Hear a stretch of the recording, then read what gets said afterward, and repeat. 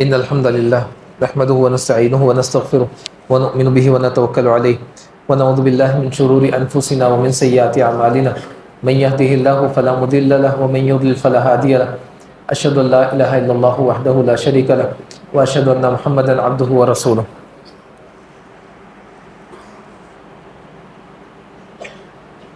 نبی کریم صلی اللہ علیہ وسلم کے ایک صحابی عبداللہ بن رواحہ رضی اللہ تعالیٰ عنہ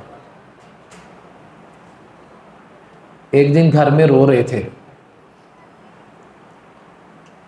ان کی بیوی بھی رونے لگی تو اپنی بیوی سے پوچھتے ہیں کہ تو کیوں رو رہی ہے؟ کہتی آپ رو رہے ہیں اس لیے میں بھی رو رہی ہوں. مجھے نہیں پتا کہ آپ کیوں رو رہے ہیں، آپ کیوں رو رہے ہیں؟ تو عبداللہ بن رواحہ کہتے ہیں کہ مجھے قرآن کی ایک آیت یاد آ گئی، اور وہ یہ ہے وَإِن مِّنكُمْ إِلَّا وَارِدُهَا كَانَ عَلَىٰ رَبِّكَ حَتْمًا مَقْضِيًّا. تم میں سے ہر شخص کو پل صراط پر واقع ہونا ہے، وہاں سے گزرنا ہے. اللہ کا یہ حتمی فیصلہ ہے، کوئی ایک بھی ایسا نہیں ہے جو وہاں سے نہ گزرے. کہا وہاں پر میرا کیا حشر ہوگا؟ اس کو سوچ کر میں رونے لگا. اس ایک بات کو ہم اپنے سامنے رکھیں اور سوچیں، کیا کبھی ایسا موقع آیا ہے کہ ہم نے یہ سوچا ہو الگ بیٹھ کر گھر میں کہ ہم نے ایک دن اپنے رب کے سامنے کھڑے ہونا ہے؟ یا جہنم کے حوالے سے جو روایات اللہ کے نبی نے بیان کی، کسی ایک کو یاد کر کے کبھی ہم روئے ہوں؟ کیا اللہ کے نبی نے یہ نہیں کہا تھا کہ وہ شخص جو اکیلا بیٹھا ہو اور اللہ کے ڈر سے اس کی آنکھ سے ایک آنسو نکل جائے، اللہ اس کو صرف جہنم سے ہی آزاد نہیں کریں گے بلکہ اپنے عرش کا سایہ دیں گے؟ اتنی بڑی فضیلت ہے،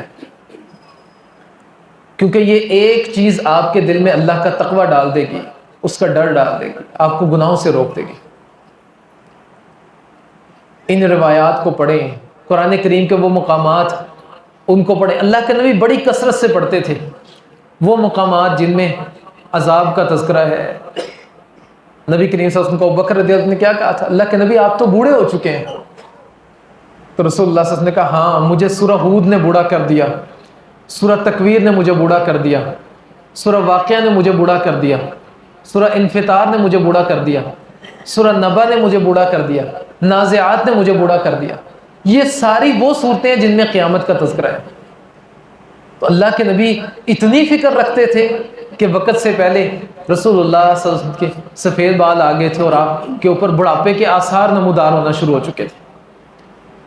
تو ہم میں سے بھی ہر شخص کو آپ رات کو جب لیٹتے ہیں تب یہ سوچیں، فکر کریں، ایک آنسو اپنی آنکھ سے گرا دیں. اللہ کہتے ہیں میں صرف معاف نہیں کروں گا، جہنم سے آزاد نہیں کروں گا، میں اپنے عرش کا سایہ دوں گا تمہیں.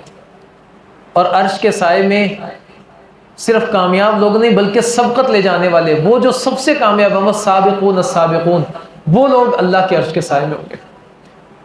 تو ہماری فکر اور سوچ وہ آخرت ہونی چاہیے.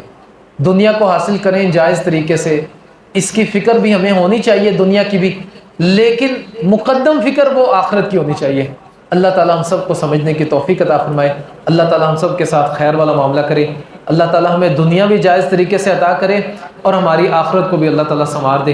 اللہ تعالیٰ ہمارے بیماروں کو صحت کاملہ عاجلہ عطا فرمائے. ہمارے فوت شدگان کی اللہ تعالیٰ مغفرت کرے. ہماری ساری پریشانیاں اللہ تعالیٰ دور کر دے. ہمارے ملک پاکستان کی اللہ تعالیٰ حفاظت کرے. ہمارے بڑے جتنے بھی ہماری خیر اور اصلاح چاہتے ہیں اللہ تعالیٰ ان تمام کی حفاظت کرے. اللہ تعالیٰ ایسے جو ہمارے بڑے ہیں جو ہماری اصلاح نہیں چاہتے اللہ ان کی اصلاح کر دے، اور اللہ تعالیٰ ان سب کو ہدایت دے دے. اللہ ہم سب کو بھی ہدایت دے دے. ہم سب کو اللہ تعالیٰ اپنے دین سے، اپنے وطن سے، اپنے اس خطے سے محبت کرنے والا، اس سے پیار کرنے والا بنا دے. اللہ تعالیٰ ہم سب کے ساتھ خیر والا معاملہ کر دے.